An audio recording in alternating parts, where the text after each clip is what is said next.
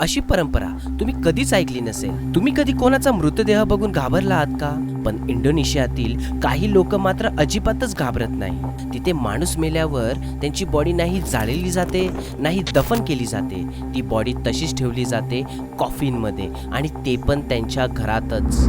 हो, अगदी आपल्या नजरेसमोर.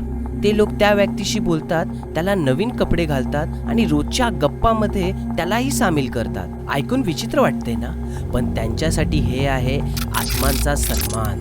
ही परंपरा आजची नाही, गेल्या 100 वर्षापासून चालत आली आहे. सुरुवात झाली 1906 साली, जेव्हा एका मुलानं आपल्या वडिलांचा मृतदेह काही वर्ष घरात ठेवला. त्यांच्याशी बोलला, त्यांना सुखादुखाबद्दल बोलायला लागला, आणि अशी अनेक वर्ष झाली आणि त्यांच्या आयुष्यामध्ये प्रगती झाली असं लोकांना वाटायला लागलं.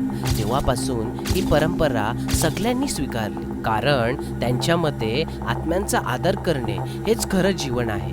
तुमच्या गावात किंवा तुमच्या संस्कृतीत असं काही वेगळं आहे का? कमेंटमध्ये नक्की सांगा.